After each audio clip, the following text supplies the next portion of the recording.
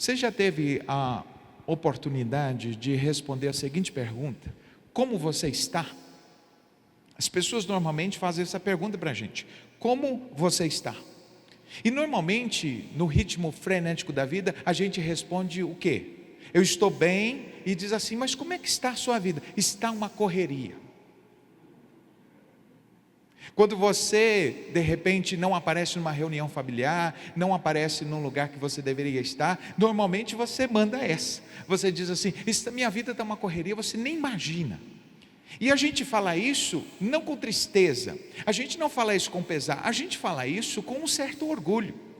A gente desenvolveu uma patologia doida de achar que o ritmo frenético da vida é uma espécie de gabarito, mostrar que a nossa vida é marcada por estresse, que a nossa vida é marcada por correria, que nós não temos tempo para lidar com o que realmente importa, que a nossa vida é consumida, que a gente não tem tempo para descansar, não tem tempo para praticar esporte, não tem tempo para lazer, e a gente, de uma maneira doida, enlouquecida, costuma a dizer e a pensar que isso é uma coisa boa.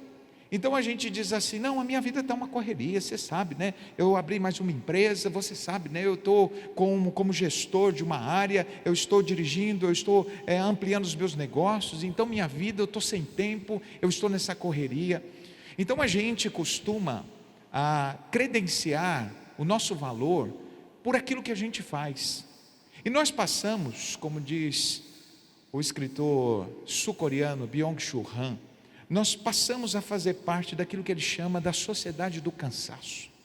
A sociedade do cansaço é aquela cujo valor é o quanto que você está realizando. Então, a sociedade do cansaço, ela é marcada pelo estresse, pela falta de sono, pela saúde debilitada, pela obesidade, por uma série de outras doenças, burnout, ansiedade, depressão. E nós acreditamos realmente que estamos evoluindo nesse processo. O mais interessante é que, como diz o Christian Barbosa no seu livro Vida e Equilíbrio, o mais interessante é que nessa de estar envolvido com essas coisas, nós vamos acreditando realmente que nós estamos vivendo, quando na verdade nós estamos procrastinando o viver. Nós não temos tempo para o que realmente importa. Nós não temos tempo para aquilo que de fato a gente diz em qualquer ficha que fala de valores e de princípios. A gente sempre diz: importante para mim é a minha família. Inclusive você diz que você trabalha muito por causa da sua família. Então para você o que vale é a sua família, o bem-estar da sua família, e você trabalha muito para poder dar à sua família aquilo que ela precisa. A questão é que, será mesmo que a sua família precisa de mais dinheiro? Será mesmo que a sua família precisa que você trabalhe muitas horas a mais para poder terminar uma piscina que você nunca tem tempo para entrar, para comprar um sofá que você nunca senta, para ligar uma televisão de última geração da qual você não tem o prazer de poder sentar, porque você não tem tempo para isso? E aí então o Christian Barbosa diz que nessa de falar de coisas essenciais, falamos de coisas essenciais, mas vivemos por aquelas que não são tão importantes assim. Hoje eu quero falar sobre a importância de entendermos o que significa ter uma vida em equilíbrio. E algumas pessoas, de tanto viverem fora do equilíbrio, de tanto viverem uma rotina marcada por estresse, marcada por falta de tempo, desenvolveram uma ideia de que equilíbrio é utópico. Não é possível você ter uma vida em equilíbrio. Por quê? Porque no ritmo que nós estamos vivendo, da forma como nós estamos vivendo, é impossível alguém ter uma vida em equilíbrio. Eu vou falar sobre 5 pilares que, na minha experiência, talvez você diga assim: mas o pastor é pastor. Sou pastor, sou terapeuta especialista em famílias, sou especialista em neuropsicologia, sou especialista em gestão de pessoas e liderança. Sou consultor de empresas na área de soft skills, de gestão do tempo, de gestão de relacionamentos e resolução de conflitos. Então trabalho, além de ser pastor há mais de 15 anos, doutor em teologia, trabalho com todas essas esferas. Então, imagine-se que uma pessoa que tem tantas atividades e que estudou tanto, deve provavelmente não ter tempo para o seu filho, não ter tempo para a sua esposa, não ter tempo para a sua saúde. Mas eu aprendi ao longo dessa vida que a gente precisa entender como a gente lida com as esferas da vida. Porque você não pode, não tem o direito e também não tem esse privilégio de escolher ser só uma coisa. Você não vai escolher ser só um empresário. Você é um filho, você é um pai, você é um marido, você é um irmão. Você não tem como sair desses outros papéis. E muitas vezes você usa o seu sucesso como uma forma de esconder as outras áreas da sua vida que não estão tão boas. Quem trabalha isso e trabalha de uma maneira muito boa é o Christian Barbosa, no livro Vida e Equilíbrio, ou Vida e Resultado, Equilíbrio e Resultado. Ele diz que a nossa vida ela é dividida em 4 esferas. Olha que interessante, nossa vida é dividida em 4 esferas. E que ao longo da nossa vida, a gente vai permanecer em uma dessas esferas, ou a gente vai transitar por elas. E ele diz, a primeira esfera é a esfera daquela pessoa que tem um alto equilíbrio e baixo resultado. Essa pessoa é uma pessoa que tem bons relacionamentos, que tem bom tempo para a saúde, mas ele é uma pessoa sempre que tem dificuldade financeira, ele é a pessoa que tem aquele trabalho que não gera muito resultado, aquela pessoa que financeiramente não vai dar grandes saltos, mas é uma pessoa saudável, é uma pessoa que tem bons relacionamentos. Então, quem está nesse grupo de ter a vida em equilíbrio, mas um baixo resultado, uma baixa conquista financeira, não tem uma ascensão financeira, ele chama essas pessoas de os conformados. É aquela pessoa que ele tem aquele ritmo, ele tem aquele trabalho, ele sai de manhã, então ele tem um horário para chegar, ele trabalha, deu 18 horas, ele pega o trem ou pega o metrô, vai para casa, fica com os filhos e ali, e quando alguém diz assim, como é que vai a sua vida? Ele diz, está tudo bem. Essas são as pessoas que o Christian Barbosa chama dos conformados. Mas tem um outro grupo, que é o grupo que tem baixo equilíbrio e baixo resultado. Ele diz, essas pessoas são as pessoas perdidas, são as pessoas que ainda não se encontraram na vida. Por quê? Porque ele nem tem a vida em equilíbrio, os relacionamentos é um caos, a saúde não cuida, mas também não tem resultado. Não tem resultado no trabalho, não tem resultado no que faz, está sempre envolto em dívidas, são as pessoas que estão perdidas. Ele diz, há um terceiro grupo, e esse é um grupo perigoso, e que eu diria que a maior parte dos empresários e empreendedores está dentro dele, que é o que ele fala que são aquelas pessoas que têm um alto resultado e baixo equilíbrio. São aquelas pessoas que justificam as coisas ruins, o seu casamento em crise, os seus filhos que não conversam, a sua saúde debilitada, dizendo o seguinte, olha, mas tudo isso foi para conquistar essa casa, tudo isso foi para conquistar esse dinheiro, tudo isso foi abrir para essa empresa, olha, te falta alguma coisa para a escola? Você, a esposa infeliz, não deveria estar infeliz, por quê? Porque o seu cartão de crédito é Black Platinum, você chega e anda de primeira classe, então não sei do que você reclama. São aquelas pessoas que têm um alto resultado e se escondem ou justificam o fracasso em outras áreas da vida com esse alto resultado. Sabe como é que o Christian Barbosa chama essas pessoas? Os estressados. Esses são os estressados.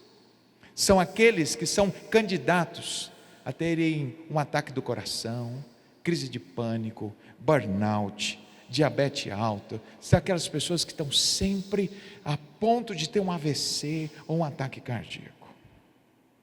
E por fim ele diz, há uma esfera que a maioria das pessoas acredita que não vão chegar. É a esfera que ele chama daqueles que têm um alto equilíbrio e um alto resultado. Essas pessoas ele diz que são os realizadores. São aquelas pessoas que entenderam que é possível na vida viver com essas dimensões em equilíbrio. E é sobre esse último grupo que eu quero compartilhar como você ser uma pessoa de alto resultado, mas também ser uma pessoa de alto equilíbrio. Ou seja, ser uma pessoa que ganha o mundo, mas sem perder a sua alma, que ganha o mundo, mas sem perder a sua família, que consegue ser uma pessoa próspera do lado de fora, mas sem deixar de ser próspero do lado de dentro. E eu quero começar a minha palavra falando sobre um texto bíblico. Não vou pregar, não se preocupe, não vou pregar, mas quero compartilhar um versículo que eu acho muito interessante, que diz o seguinte, é um versículo escrito por um apóstolo, João, escreve a um homem chamado Gaio. Gaio era um missionário, uma pessoa muito generosa, uma pessoa que recebeu a carta de João e foi encarregado para poder passar e repassar essa mensagem para os outros da igreja. E olha o que João disse para Gaio: amado, acima de tudo eu faço votos por tua prosperidade. Quem disse que a Bíblia é um livro que é contra a prosperidade? Se você desenvolver uma mentalidade que ser cristão ou falar de Bíblia é ir contra a prosperidade, você não conhece a Bíblia. Talvez você conheça a religião, a religiosidade, você não conhece a Bíblia. Porque prosperidade também não é ter dinheiro, porque quem tem dinheiro não é próspero, é rico. Prosperidade tem a ver com a capacidade de ter o dinheiro e não permitir que o dinheiro te tenha. São coisas diferentes, sim ou não? Sim, uma coisa é você possuir o dinheiro, outra coisa é o dinheiro te possuir. Uma coisa é você ter uma empresa, outra coisa é a empresa ter você. O dinheiro sempre será um péssimo senhor, mas é um excelente servo. Então ele diz: eu quero que você seja próspero, que você tenha saúde, assim como é próspera a tua alma. Oro para que tenha êxito em tudo que fizer e tenha boa saúde. O que ele está dizendo? João está dizendo o seguinte: olha, eu quero que do lado de fora você seja tão próspero, tão abençoado, quanto você é do lado de dentro. Então o que é que João notou? João notou que estava diante de uma pessoa próspera enquanto alma, mas que não tinha essa mesma prosperidade do lado de fora da vida. Algumas pessoas estão no caminho inverso, são prósperas do lado de fora, mas são vazias por dentro. Precisam se apoiar em vícios, têm dificuldades para dormir, têm dificuldades de autoaceitação, têm dificuldades de uma série de outras coisas, têm dificuldades com seus complexos, trazem marcas e fraturas emocionais. Então o texto está dizendo que o ideal para a nossa vida é que as esferas, tanto as exteriores quanto a interior, estejam em equilíbrio. Que você seja próspero do lado de fora, como você é do lado de dentro. Que você seja tão bem sucedido na sua empresa, como é em casa, ou seja em casa, como é na empresa. E aí, algumas pessoas vão dizer assim: será mesmo, pastor, que é possível a gente alcançar a vida em equilíbrio?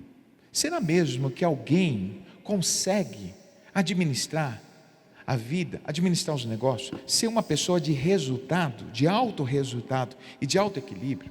E antes de eu falar sobre ser ou não possível, e eu creio sim que é possível, eu quero falar que esse assunto é extremamente importante, porque se a gente não trabalhar o equilíbrio, a gente vai sofrer aquilo que eu chamo do custo do desequilíbrio.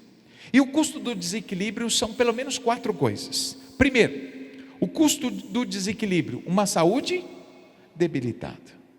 Eu não tenho tempo para me alimentar bem, não tenho tempo para fazer exercício e não tenho tempo para dormir. Aliás, o tripé básico de toda a vida saudável: alimentação equilibrada, prática de exercício físico e sono de qualidade. Aliás, qual foi a última vez que você que está aqui dormiu entre 7 a 9 horas numa noite? Qual foi a última vez que você dormiu? Pastor, eu consegui dormir de 7 a 9 horas. Porque a maioria de nós até já entende e já aceitou o fato de que para que dormir? Dormir é uma perda de tempo. A gente tem que acordar às 4h59. Às 4h59, acordar antes do sol nascer. E aí a gente não percebe que os estudos mostram que a privação de sono está por trás do nosso estresse, está por trás das doenças cardiovasculares, está por trás dos nossos desequilíbrios hormonais está por trás do nosso estresse, da nossa falta de humor, está por trás de uma série de coisas, inclusive do baixo rendimento cognitivo. Nós somos criaturas que foi projetado por Deus para dormir. Inclusive tem um livro que eu recomendo, o título do livro é Por que Dormimos? E fala a respeito da importância do sono. Sua vida será transformada quando você entender que a sua cama é seu maior aliado, ou a sua maior aliada, nessa vida de saúde, e não só sua saúde, mas também seus relacionamentos. Porque o custo de uma noite mal dormida é um estresse aumentado, que gera conflitos relacionais, que gera uma série de problemas. Portanto, se você precisa de uma vida em equilíbrio, porque uma vida desequilibrada gera saúde debilitada, mas também esgotamento emocional, burnout, pessoas com crise de pânico. Semana passada eu atendi um piloto, não vou falar a companhia, senão vocês não vão querer voar mais. Eu atendi um piloto que desenvolveu um medo de voar. Ele teve uma crise de ansiedade com um avião lá no alto. E ele disse assim: pastor, de uma hora eu fiquei com pânico. E eu estava pilotando um avião. E esse avião estava indo para os Estados Unidos. Quando chegou mais ou menos ali, próximo do México, ali, me deu um pânico, pastor. Me deu um pânico. Minha mão começou a suar, meu coração começou a palpitar. E eu já fiz isso várias vezes. Eu dou aula sobre aterrissagem, mas eu por alguns instantes perdi completamente a ideia do que eu tinha que fazer. A minha sorte é que o copiloto, eu disse assim: eu vou ao banheiro, você assume aqui. E eu disse para ele assim: por que você chegou nesse ponto? Ele disse: pastor, eu estou vivendo à base de energético. Por causa das dívidas que a gente assumiu, eu estou trabalhando demais. E quando eu não estou aqui, estou dando aula, estou gravando cursos online, eu não estou descansando. Eu disse: você tem ideia do custo disso? Você tem ideia de que aquelas pessoas que estavam com você poderia colocar você colocou a vida de todos eles em risco, porque você não cuidou de você. Talvez você diga assim: ai, que bom, pastor, que eu não sou o piloto. Deixa eu te dizer, você é o piloto da sua casa. Você é o piloto da aeronave da sua família. E se você não se cuidar, você não só está prejudicando sua vida, você está prejudicando todos que convivem com você. Pais desequilibrados geram crianças desequilibradas, filhos com problemas emocionais. Então o seu desequilíbrio emocional, olha só a cena. Enquanto os pais estão lidando com o seu esgotamento, estão traumatizando e criando uma série de bloqueios na nova geração. Doenças psicoemocionais e, é claro, frustração e infelicidade. Parece que quanto mais sucesso, quanto mais dinheiro, menos feliz você se torna. Você já reparou que o dinheiro compra muitas coisas, mas não compra aquilo que é essencial? Talvez você diga assim: pastor, esse discurso é muito típico de religioso. O dinheiro é uma benção, mas deixa eu te dizer, o dinheiro, ele é capaz de comprar uma casa boa, mas não compra uma boa noite de sono. O dinheiro é capaz de te levar para os lugares mais incríveis deste mundo, mas não é capaz de te proporcionar paz, felicidade e tranquilidade neste lugar. Você, por exemplo, com dinheiro, você pode planejar aonde você vai levar a sua família, mas você com dinheiro não compra como você vai passar esses dias com a sua família. Como serão os diálogos, como serão as interações. O que de fato importa na nossa vida não se compra com dinheiro. Embora o dinheiro seja extremamente importante, mas nós muitas vezes colocamos o dinheiro no lugar que não lhe pertence. Por isso, eu quero aqui não ficar falando dos problemas, mas eu quero compartilhar com vocês 5 pilares que, na minha humilde opinião, é aquilo que eu chamo de 5 pilares de uma vida equilibrada. Quantos pilares? 5 pilares. Eu quero começar com o primeiro deles. O primeiro pilar para uma vida equilibrada é mudar o mindset.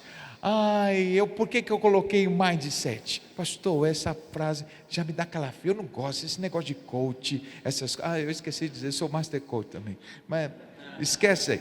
Mas, veja, por que eu usei essa palavra mindset? Porque eu quero usar o conceito da Carol Dweck, ou Carol Dweck, no livro Mindset.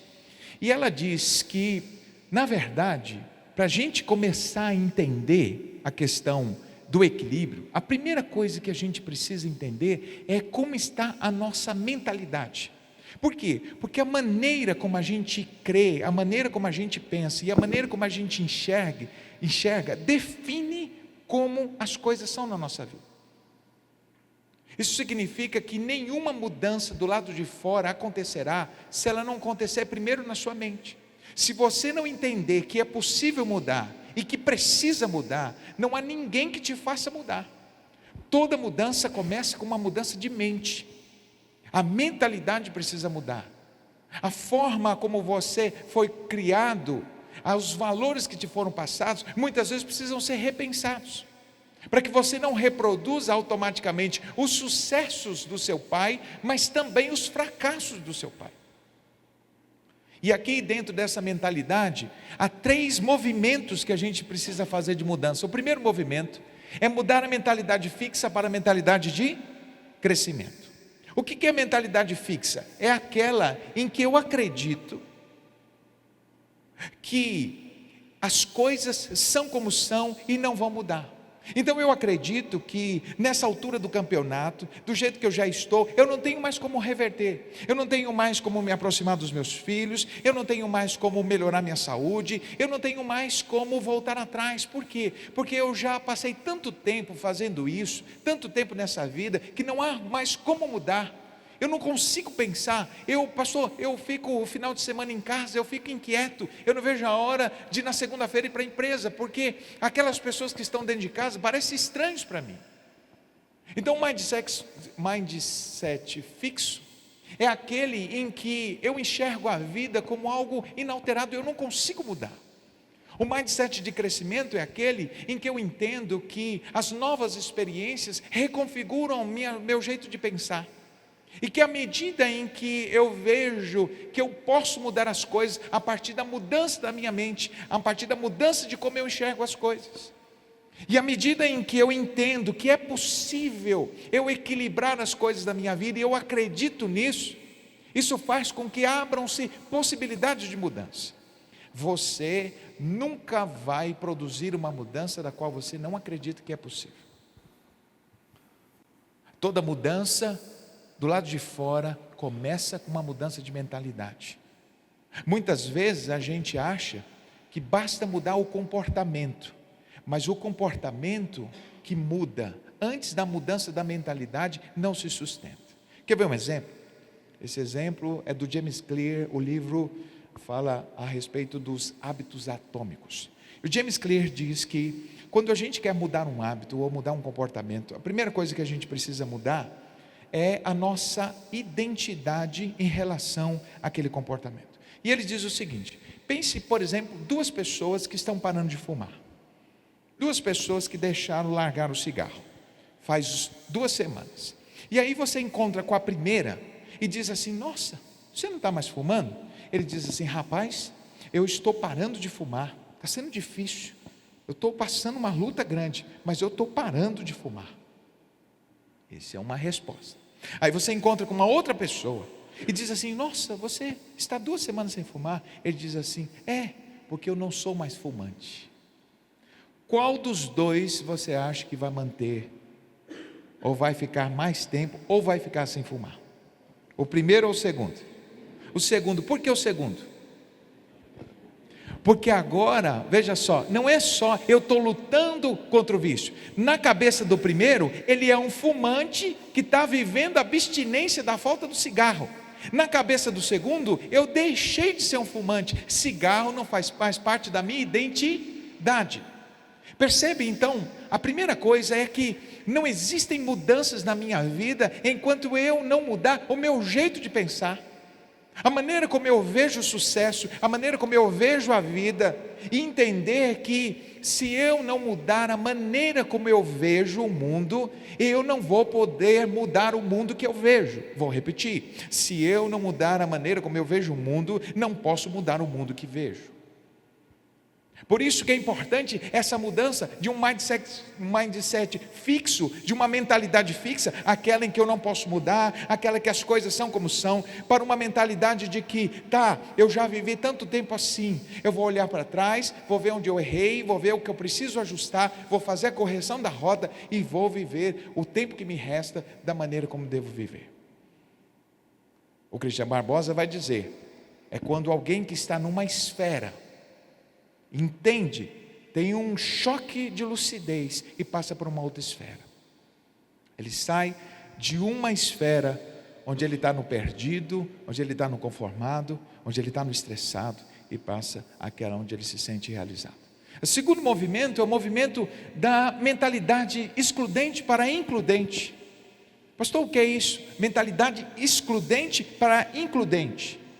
Nós acostumamos e fomos criados a partir do é isso ou aquilo. Então as pessoas dizem, se você é próspero na carreira, então você vai ter dificuldade no amor. Se você tem dinheiro, então você vai ter dificuldade com saúde. Se você é um empresário de sucesso, então você vai com certeza colecionar casamentos. Porque a mentalidade que se desenvolveu é uma mentalidade excludente, que ou você é uma coisa ou você é outra. Quem trabalha isso é o T. Ever Ecker, o livro O Segredo da Mente Milionária.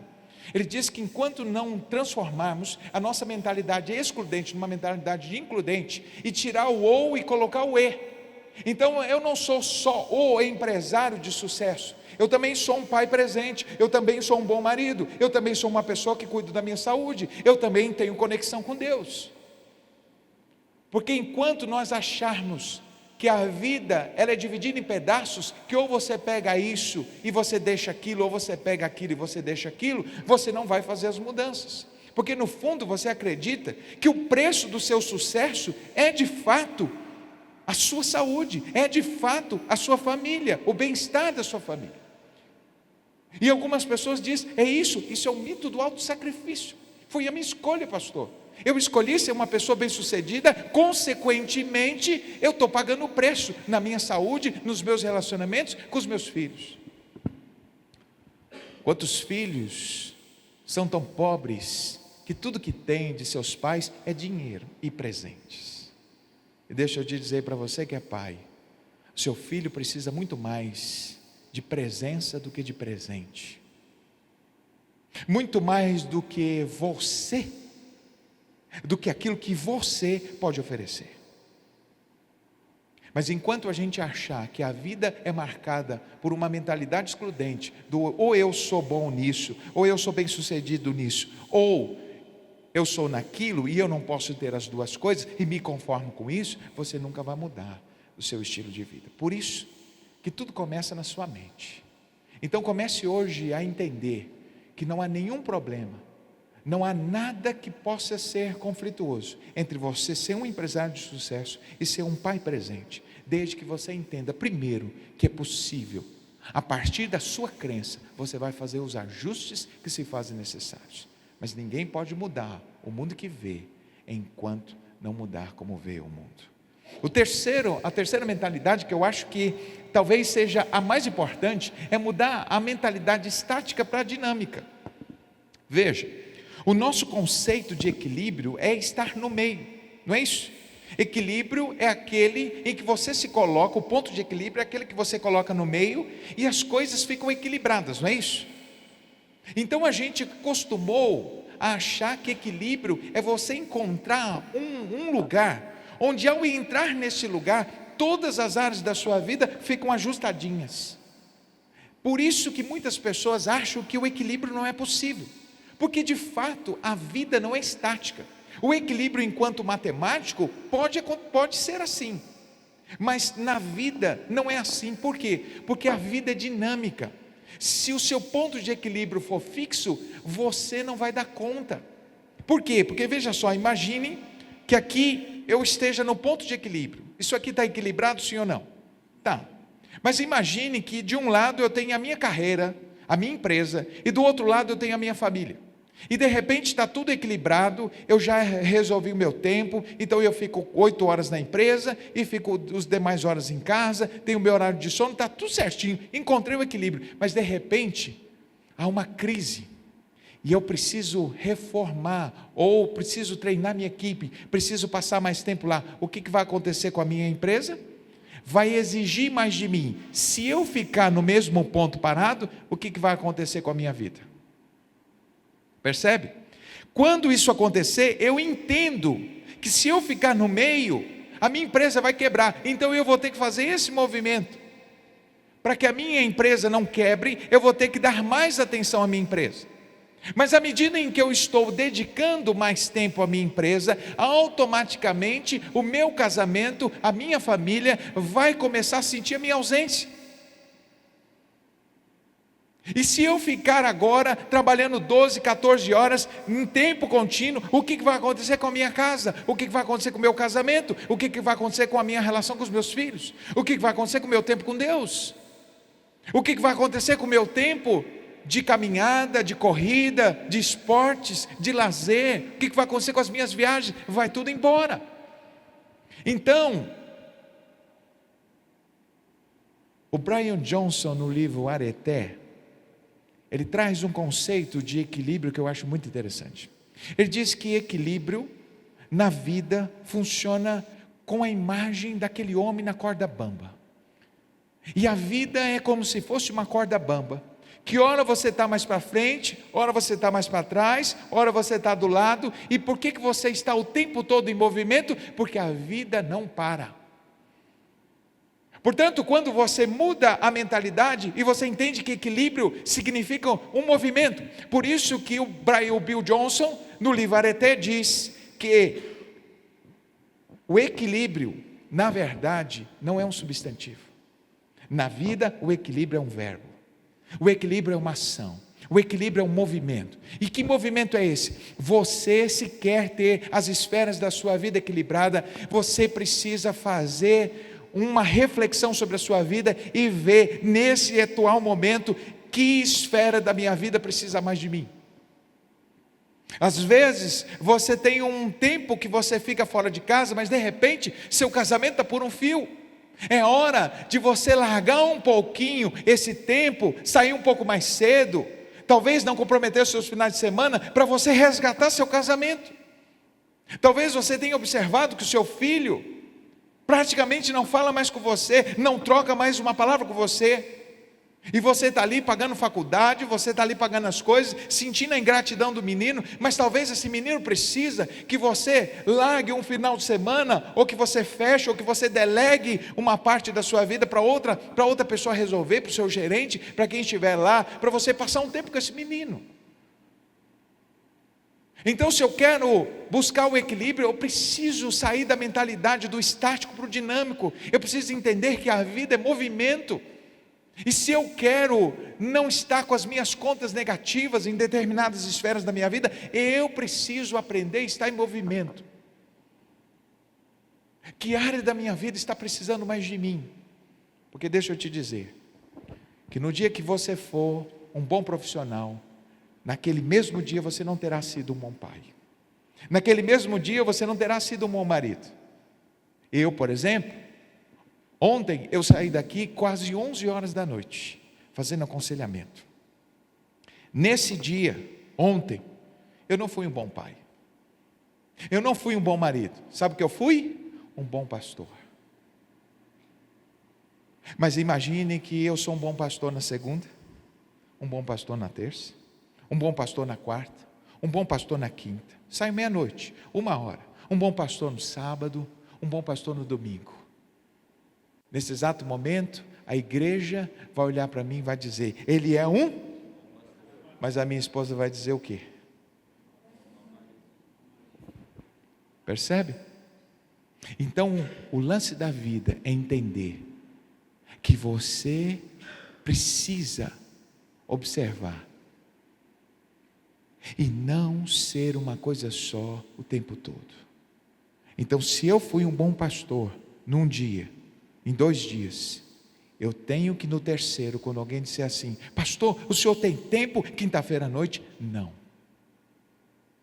Vamos deixar para a semana que vem, porque quinta-feira à noite eu serei o quê? Um bom pai e um bom marido.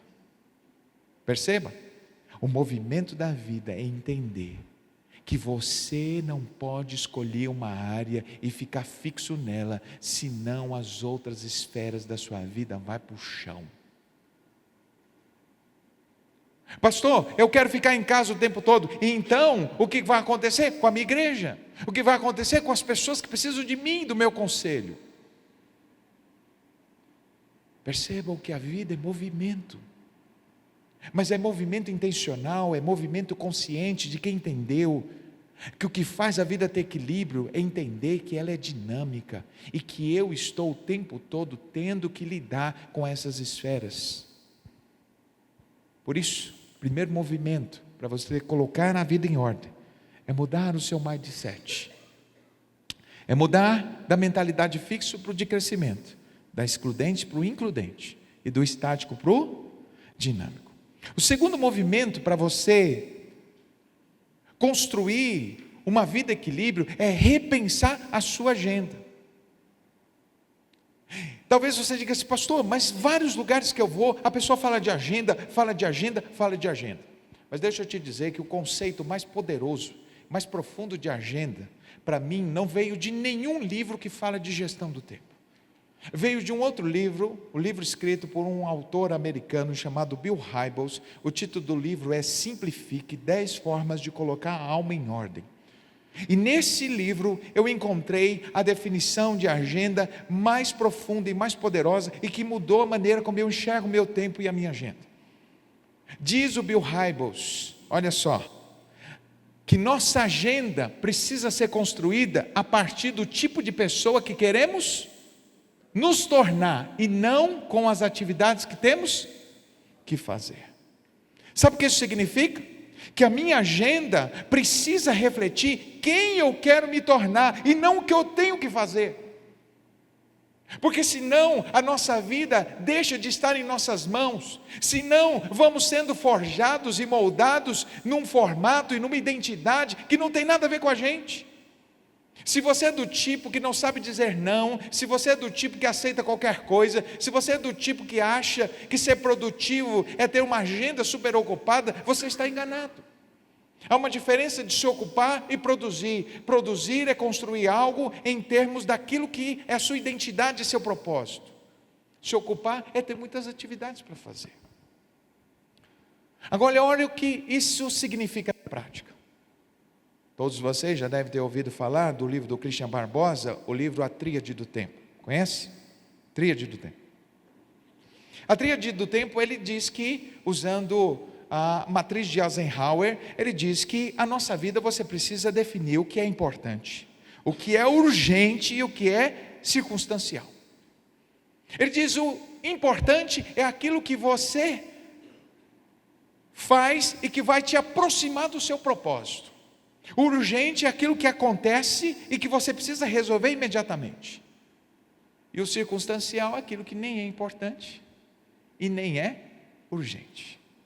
Ele diz: para você definir isso, porque você talvez deve ter ouvido falar disso, ele diz: só que você não vai poder definir o que é importante, o que é urgente e o que é circunstancial, sem você perceber outras 5 coisas. E a primeira delas, ele diz: antes de você definir na sua vida o que é importante, o que é circunstancial e o que é urgente, você primeiro precisa definir a sua identidade. Quem é você? Como você se vê? O que você quer para a sua vida? Porque enquanto você não definir quem você quer se tornar, você não saberá definir o que é urgente, o que é importante e o que é circunstancial. Por quê? Porque tudo tem o mesmo peso. Ele diz: você precisa definir sua identidade, depois você precisa definir as metas, que são os passos que você vai usar para chegar até lá. Depois você precisa fazer um planejamento, que é um mapa do seu caminho. Depois você precisa organizar os recursos. e o tempo, e por fim você precisa executar, que é quando você coloca a mão na massa para construir isso. Mas olha que interessante, todos os autores importantes que nós conhecemos falam sobre a importância de tudo que você fizer a partir de um projeto, de um propósito, de um plano. Como por exemplo, 7 hábitos de pessoas altamente eficazes, do Stephen Covey. Um dos hábitos é: comece com fim em mente, com propósito em mente. O clássico livro do Simon Sinek, Comece pelo Porquê, fala a respeito de que a pergunta mais importante que norteia a nossa vida não é o como e nem o que, mas é o porquê, o motivo, por que faço o que faço. Então eu pergunto para você, quando você olha para a sua agenda, qual é o propósito, qual é o fator organizador da sua agenda? Por que você coloca o que coloca lá? Porque quando você começa a entender a agenda como aquilo que você está se tornando, antes de você encher a sua agenda de compromissos, a pergunta que você faz para você é: o que eu quero ser? Porque se eu quero ser uma pessoa saudável, agora eu vou para a minha agenda e coloco o tempo de exercício físico. Então eu vou colocar sim na minha agenda concorrida, na minha agenda apertada, eu vou colocar um tempo para malhar, eu vou colocar um tempo para correr, eu vou colocar um tempo para fazer caminhada. Porque para mim é importante ser saudável. Se para mim é importante ser um bom pai, eu vou à minha agenda e coloco o tempo com o meu filho. Se é importante para mim ser um bom marido, eu vou à minha agenda e reservo as noites de quinta, de sexta ou de sábado para estar com a minha esposa, sair com ela, para ter um momento, um jantar romântico, um tempo de qualidade com ela. Percebe que a minha agenda já não é mais aquilo que eu encho com atividades sem sentido. Agora eu vou para a minha agenda e coloco na minha agenda quem eu quero me tornar e não o que eu preciso fazer. Agora para pensar o quanto que isso é transformador. Você já tinha pensado nisso? Você já tinha parado para pensar? E mais, se eu pegar a sua agenda dessa semana ou da semana passada, o que eu vou enxergar em termos de identidade? Vai ter um monte de coisa que você fez, mas eu pergunto, do monte de coisa que você fez, quantas delas foram intencionais, que te aproximaram do tipo de pessoa que você quer se tornar? Mais saudável, mais inteligente, um pai melhor, um profissional melhor, uma pessoa mais culta, uma pessoa mais dedicada. As pessoas dizem para mim: pastor, qual é o segredo para ler tantos livros? Qual é o segredo para saber tantos autores? Qual é o segredo para falar tantas coisas? Eu digo, é simples. Na minha agenda tem tempo de leitura. Qual é o tempo que você tem para ler? Pastor, não tenho tempo nem para assistir televisão, vou ter tempo para ler. Deixa eu te dizer uma coisa. Tudo que é importante para você, você dedica tempo, recursos e energia. De maneira que o que é importante para você está ligado ao que você investe financeiramente, aonde está ligado o seu tempo e aonde está ligado os seus esforços. Você diz: minha família é mais importante. Quanto você investe? Quanto tempo? Quanto recurso? Quanto energia? A coisa mais infeliz e mais triste é quando há uma incoerência entre a minha escala de valores e a minha vida prática. É quando aquilo que eu amo não é refletido na minha agenda. Será mesmo que tua agenda reflete quem você é? Ou pelo menos quem você quer se tornar? Porque quem você é reflete sim. Tua agenda reflete quem você é. E talvez pela quantidade de coisas desconexas que você faz, uma pessoa perdida, sem direção, sem norte. Ah, pastor, não estou gostando, é muita crítica.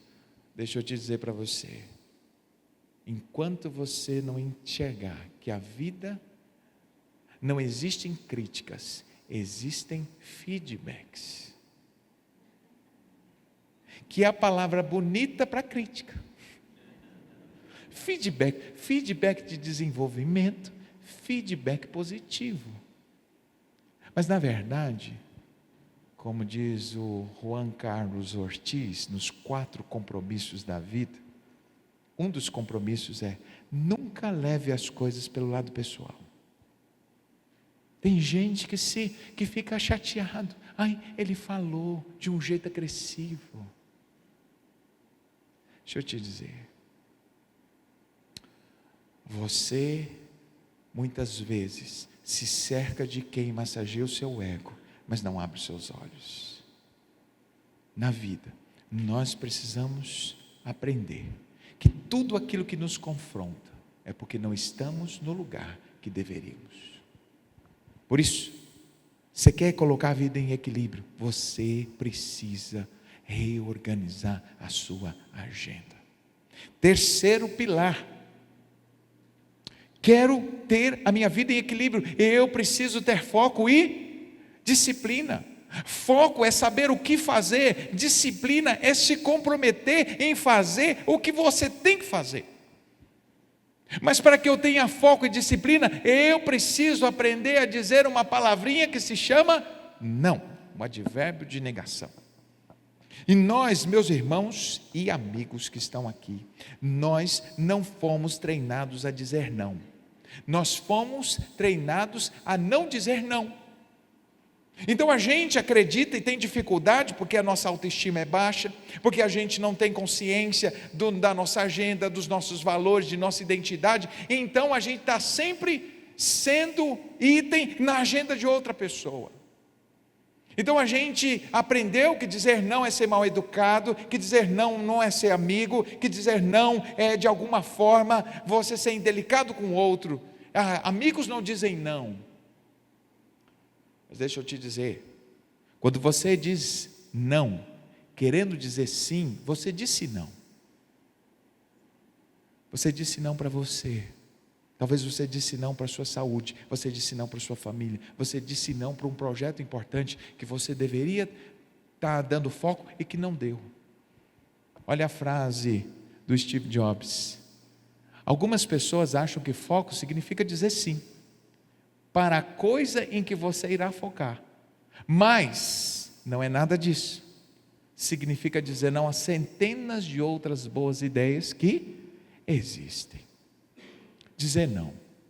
Eu lembro que quando estava terminando meu curso de terapia familiar, meu professor disse uma frase que para mim não fez nenhum sentido naquele momento, e que hoje, passados quase uma década, como isso faz sentido? Ele disse: você se tornará um terapeuta maduro, uma pessoa madura, quando você desenvolver essas 2 habilidades. Dizer não sem se sentir culpado e dizer sim sem ficar com raiva. Quando você aprender, ou quando você conseguir dizer não sem se sentir culpado e dizer sim sem ficar com raiva de você por ter aceitado, você se tornou uma pessoa agente da sua própria história. Do contrário, você é alguém que se preocupa muito mais com os outros do que consigo mesmo. E talvez você diga assim: mas pastor, isso não é ser cristão, isso não é ser altruísta. Mas veja, ame os outros como ama a si mesmo. Aprenda que foco e disciplina é o que vai fazer com que você tenha uma vida equilibrada. Porque não será fácil, mas é possível. Não é fácil, mas é possível. Não é fácil, mas é possível. Fazer a gestão da vida exige foco, exige disciplina, porque você vai ter que aprender a dizer não. Você vai ter que aprender que as pessoas, muitas vezes, por trás do seu não, vão revelar o quanto que usaram você apenas como um trampolim para aquilo que queriam. Uma amizade, muitas vezes, ela é testada pelo teste do tempo, pelo teste do não, e pelo teste da distância. Se uma amizade resiste ao tempo, à distância e ao não, essa amizade é verdadeira. Se você fica muito tempo sem falar com uma pessoa, se você tem uma pessoa que mora longe E se você já disse vários nãos para essa pessoa, e essa amizade continua, é porque essa amizade é verdadeira. Toda amizade passa pelo teste do não, do tempo e da distância. Por isso, a gente precisa aprender que não vai conseguir, de forma alguma, a gente não vai conseguir equilibrar a nossa vida se a gente não tiver foco e disciplina. Foco é saber o que você quer. Disciplina é pagar o preço para chegar aonde você definiu que ia chegar. Pessoas que não têm foco e não têm disciplina não vão chegar a lugar nenhum. Para quem não tem foco, qualquer ideia, qualquer projeto, qualquer coisa serve. O foco é a capacidade que você tem de dizer não para tudo aquilo que está fora do seu foco. Você tem tempo esse horário? Não, esse horário é o horário da minha caminhada.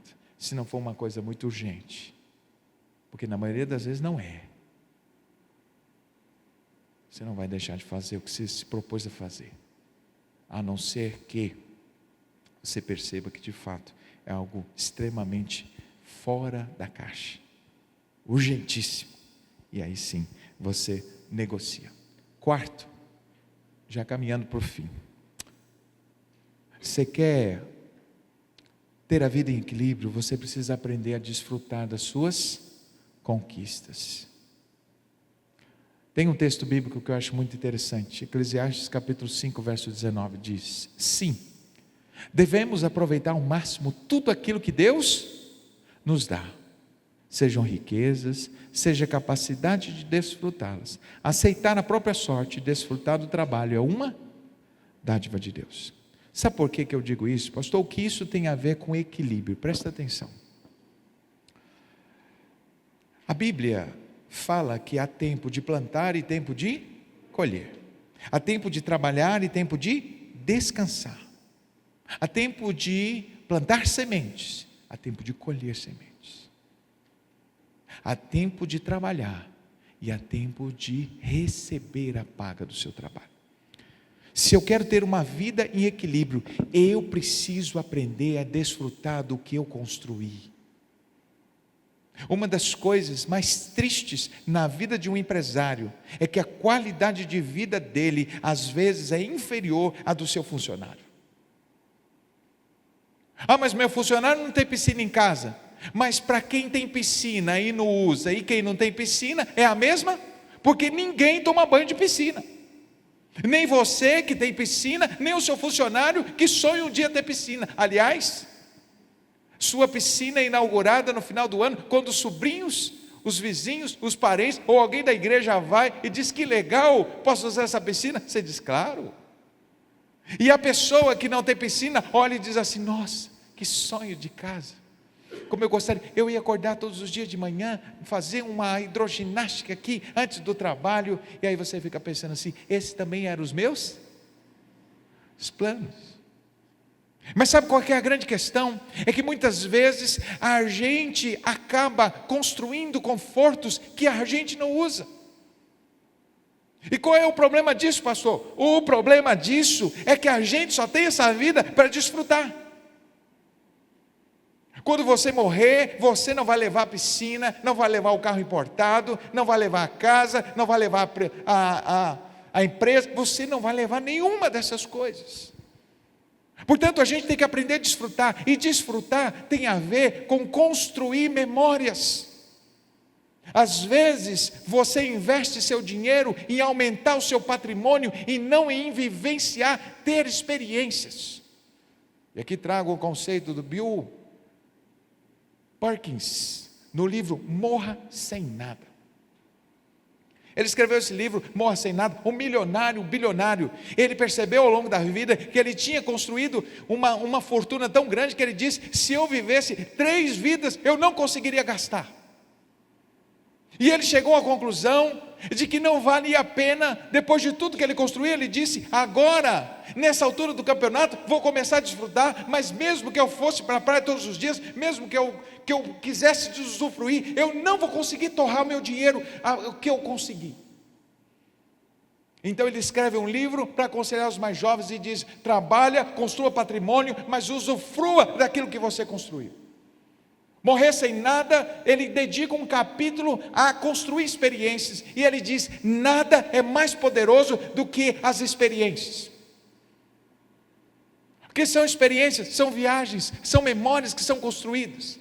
E ele diz: ao invés de você gastar o seu dinheiro em construir patrimônio, use o seu dinheiro para construir memórias, porque vai chegar uma fase da sua vida que tudo que você vai ter são memórias.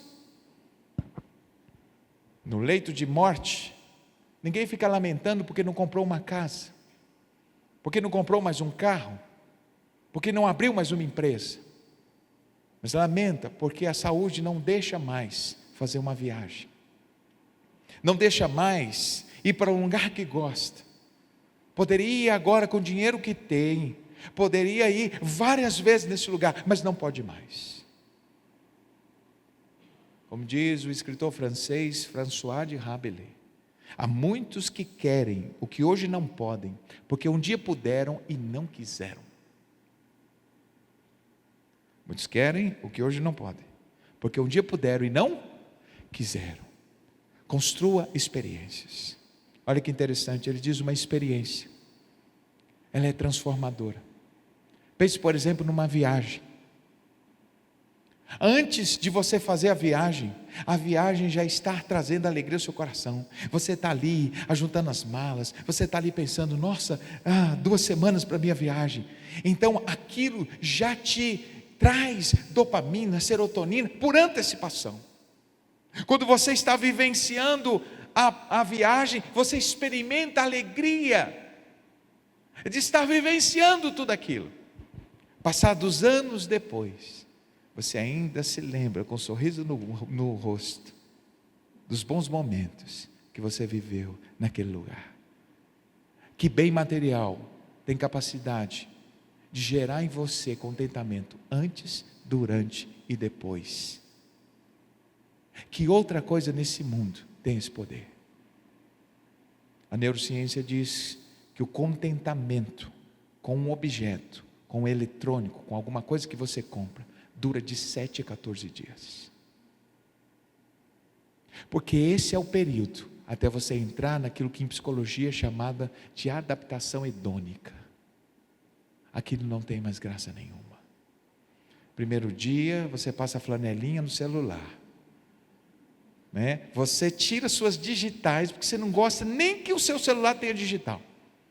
Passados 2 semanas, você esquece no banheiro, cai no vaso, você pisa, ou você vai tirar o cocô do cachorro, o celular cai lá. Você vai para o banheiro e pega o celular e depois não higieniza, enfim. Daqui a pouco o seu celular está com a tela quebrada. E aí você diz: quando eu puder, eu conserto. Nem puder financeiramente, eu não tenho nem tempo para isso. E não te incomoda aquele celular que você limpava até as digitais quando comprou. Porque assim, Deus não nos fez para nos apegar a coisas. Deus nos fez para construir experiência. E deixa eu te dizer, final do livro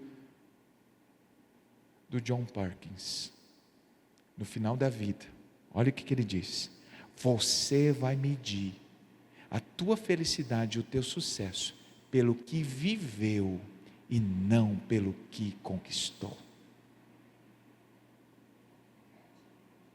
No final da vida, você vai avaliar o seu sucesso pelo que viveu, não pelo que comprou, não pelos bens que você adquiriu. Portanto, se você é jovem, se você está na meia idade, e se você está com dinheiro, morra sem nada. Pastor, isso significa o quê? Que eu vou deixar a próxima geração sem dinheiro? Ele também no livro ensina como fazer para você dividir a herança em vida, para que você com o seu torre até o último centavo, mas não de uma maneira louca. Ele fala sobre doar, ele fala sobre abençoar pessoas, ele fala sobre comer o que você tem vontade, ir aonde você quer ir, porque ele diz: não é justo que uns construam e outros desfrutem. Não é justo. Mas essa é a mentalidade de muitas pessoas. Eu vou construir para o meu filho desfrutar. Ele que construa para ele desfrutar. Eu vou construir, ele vai desfrutar e eu também. Portanto, quer colocar a vida em equilíbrio? Aprenda a desfrutar das suas conquistas. Aprenda a não ser apegado a coisas. Aprenda a viver a partir de experiências. E termina minha fala com aquilo que eu julgo ser o centro de tudo. Você quer colocar a vida em equilíbrio? Você nunca vai conseguir enquanto não se conectar com Deus. Talvez você diga assim, pastor, por que isso? Olha o que diz o texto, Mateus 16, verso 26. Pois o que aproveita o homem ganhar o mundo inteiro, se perder a sua alma? Ou que dará o homem em recompensa da sua alma? Sabe o que significa? Atente para isso. O ser humano, ele é composto de 3 dimensões: corpo, alma e espírito. O corpo é a nossa conexão com o mundo sensível. Nós nos conectamos com o mundo a partir do nosso corpo, os 5 sentidos. A alma é a conexão com o nosso corpo. O espírito é a conexão com Deus. E o espírito, na nossa geração e para hoje, ele se tornou o conceito mais abstrato e confuso que se pode ter. Então algumas pessoas vão dizer que esse espírito é uma consciência do eterno, consciência do transcendente, consciência cósmica. Tem gente que vai dar um monte de nomes. O fato é que o espírito é a sua conexão com Deus. E essa conexão funciona de uma maneira muito simplória, funciona como o cabo de energia da vida. Quando você está desconectado com Deus, você vai tentar plugar o cabo de conexão espiritual da sua vida com outras coisas, mas nada do que é material, nada do que é visível pode substituir a dimensão espiritual. Porque aquilo que é material satisfaz o que é material, mas aquilo que é espiritual satisfaz-se pelo espiritual. E deixa eu te dizer, imagine que você está com muita vontade de comer uma torta de morango. Uma torta de morango. E aí eu chego para você com um pastel. E digo aqui, está aqui um pastel para quem quer comer uma torta de morango. Aí eu te pergunto, você vai ficar feliz? Você vai se sentir satisfeito? Agora, vamos inverter. Vamos imaginar que você diga assim para mim, eu estou com fome. Aí o pastel serve? Aí a torta de morango serve? Aí a torta de maçã serve? Aí a coxinha serve? Serve. Percebe que quando você está com fome, qualquer coisa que alimente a sua fome serve, certo? Mas quando a sua fome é um desejo específico, nada daquilo que está fora do seu desejo pode preencher. Deixa eu te dizer, a fome que todos nós carregamos não é uma fome abstrata, é uma fome por Deus, e a menos que você coloque Deus neste lugar, tudo que você colocar nesse lugar não te satisfará. Tiago Brunet, quem conhece Tiago Brunet? Ele escreveu o mais recente livro dele, que fala sobre ganhar o mundo, ganhe o mundo sem perder a sua alma. Ele diz que o antídoto espiritual para a gente não se autodestruir com dinheiro e com qualquer outra coisa é a conexão com Deus. Se a gente não se conectar com Deus, nós vamos ter uma relação disfuncional com tudo aquilo que a gente coloca no lugar de Deus. Então uma pessoa que colocar o dinheiro no lugar de Deus, vai ser escrava do dinheiro, vai se tornar uma pessoa gananciosa, vai se tornar uma pessoa soberba, vai se tornar uma pessoa mesquinha, porque colocou o dinheiro no lugar de Deus.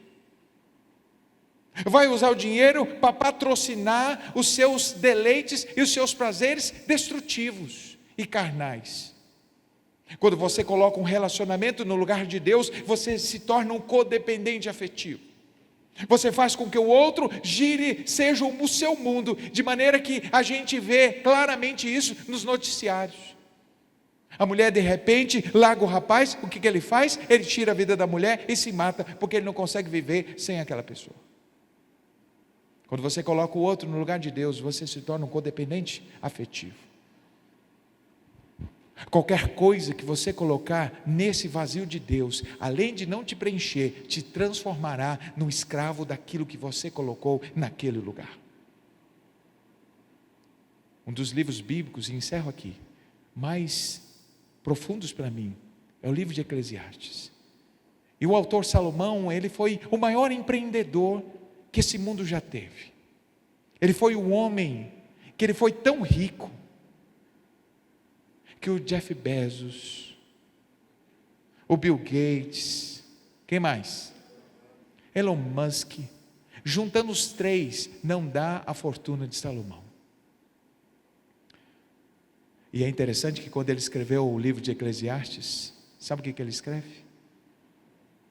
Ao longo da minha vida, eu construí palácios, fiz casas, os meus olhos desejaram, e eu não neguei aos meus olhos nada do que os meus olhos desejaram. Tive mulheres mais do que qualquer outro homem, tive riquezas mais do que qualquer outro homem. Todo prazer que você possa imaginar, eu construí para mim. Mas sabe qual que é a conclusão que ele chega? Depois de ter vivido tudo isso, a minha conclusão é: tudo isso não passa de vaidade e de correr atrás do vento. Por isso ele termina o seu livro, capítulo 12, verso de número 13. Porque o fim da vida é: teme a Deus, guarda os seus mandamentos, porque este é o dever de todo homem. Se você quer ter uma vida que nunca chega, que nunca alcança a plenitude, que nunca vai alcançar o equilíbrio, continue colocando Deus para fora da sua história, porque nada do que é material, nada do que é emocional vai suprir a tua carência espiritual, tua conexão com Deus. Por isso, eu costumo dizer que Ele é o primeiro botão da camisa. Quando você acerta o primeiro botão, todos os outros se alinham. Mas quando você erra esse, ou você ignora esse, não há como corrigir. Não existe vida equilibrada enquanto Deus não ocupar o lugar que a Ele pertence. Sua sede não é uma sede abstrata, é uma sede por Deus. Tua fome não é abstrata, é uma fome por Deus. Por isso, quer ter a vida equilibrada, aprende esses conceitos. Mas há outras duas coisas que eu quero falar aqui, que não tem nada a ver com religião. Quando eu penso em vida equilibrada, me veio à mente aqui dois conceitos de livros que eu li, e que vale a pena compartilhar com você para eu encerrar aqui. O primeiro conceito é o conceito da Arianna Huffington, no livro A Terceira Medida do Sucesso. Ela disse uma frase que para mim foi muito profunda.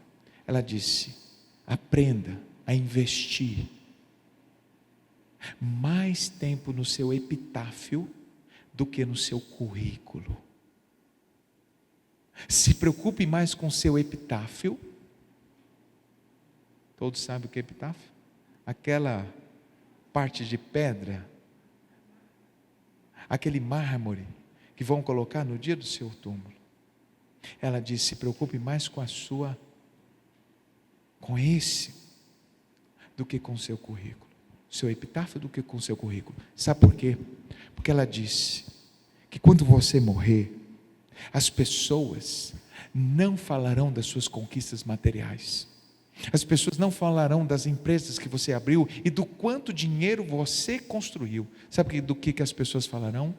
Elas falarão das experiências, dos conselhos, do tempo que passou com elas, do quanto que você fez diferença na vida delas. Quando a gente pensa em construir a nossa vida, pensando no epitáfio e não pensando no currículo, nós não nos moldamos e nos orientamos por conquistas, mas por significado na nossa vida e na vida de quem a gente ama. Quando você partir, vai fazer falta para quem? Que histórias vão falar sobre você no dia que você partir? Vida em equilíbrio é entender que eu passo tempo demais preocupado com o meu currículo e pouco tempo perguntando a respeito das memórias que eu construo em quem convive comigo. Quantas pessoas sentirão sua falta? Talvez nem a sua família, porque não te vê. Já são órfãos de pai vivo. Sua esposa já é viúva de marido vivo. Nunca está lá, numa reunião, num balé, numa apresentação da escola, em busca de ganhar o mundo, perdendo sua família. Esse é o primeiro conceito. O segundo conceito é o conceito de um homem que escreveu o livro chamado Fator Sorte. Fator Sorte, do escritor americano Wiseman. Ele diz que quando você quer construir algo na sua vida, você precisa construir uma imagem da pessoa que você quer ser. E ele diz, faz um exercício. Pense por alguns momentos, que tipo de pessoa você quer ser? Que corpo você quer ter? Que relacionamento familiar você quer ter? Pense nesse seu eu ideal. Uma pessoa que equilibra as coisas na vida. Uma pessoa feliz, saudável, relacionamentos saudáveis. Pensa nessa imagem. Ele diz, agora, comece a fazer os ajustes na sua vida para tornar essa imagem real. Por isso, nossa grande questão é que a gente passa tempo demais lamentando quem a gente foi e pouco tempo planejando quem a gente quer se tornar. Por isso, quer ter a vida em equilíbrio. Lembre-se dessas 5 coisas. Número 1, substitua o mindset fixo pelo de crescimento. Substitua o mindset excludente do isso ou aquilo pelo includente, isso e aquilo. O mindset estático para o dinâmico. 2, organize a sua agenda a partir de quem você quer se tornar e não do que tem que fazer. Número 3, desenvolva na sua vida foco e disciplina. Foco é saber o que quer, disciplina é perseguir, é lutar de uma maneira constante em busca de ter o que você quer ter. 4, aprenda a desfrutar das suas conquistas. Pare de ser aquele que vai se candidatar a ser o mais rico do cemitério. Tem gente aqui que será o mais rico do cemitério. A pessoa vai falar, esse que está enterrado aqui tem milhões. Ou tinha milhões. Não queira ser o mais rico do cemitério. Construa memórias no seu casamento, na sua vida, usufrua, porque o texto bíblico diz, isso é uma dádiva de Deus. E por fim, no final da sua vida, de que adianta o mundo conquistar o mundo inteiro e perder a sua alma? Lembre-se de Deus. Eu me lembro, quando eu era adolescente, estava andando na rua e peguei um daqueles folhetos evangelísticos, aqueles folhetinhos de crente. E eu me lembro que o folhetinho dizia assim, eram como se fosse um livrinho, tinha 4 páginas. A primeira página mostra uma criança, um bebê e um balãozinho com uma frase escrito assim: novo demais para se lembrar de Deus. Na segunda folha tinha um jovem desfrutando, e aí estava o balãozinho dizendo: alegre demais para se lembrar de Deus. A próxima folha já era uma pessoa com a sua família, com sua mesa de trabalho, e o balãozinho dizia: ocupado demais para se lembrar de Deus. E a última folha, um túmulo, e a frase: tarde demais para se lembrar de Deus. Que essa não seja a sua história. Que Deus abençoe a vida de vocês. Amém.